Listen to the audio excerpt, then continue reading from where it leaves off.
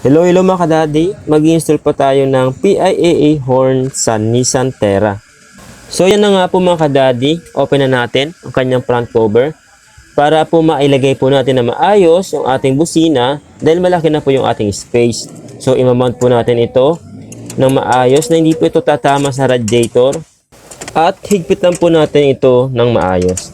So yan na nga po mga kadadi, na-mount na natin ang ating busina. So after po nito, mag-wiring na po tayo. At syempre, lalagyan po muna natin ng wiring yung ating nilagay na busina. At gagamit po tayo ng relay para hindi po tayo magkaroon ng problema sa sasakyan, lalo na po yung mga bagong sasakyan. So mas safe po kung meron po tayong sariling relay at meron po itong fuse. So yan na nga mga kadadi, namata natin ang ating relay. So magte-testing na po tayo.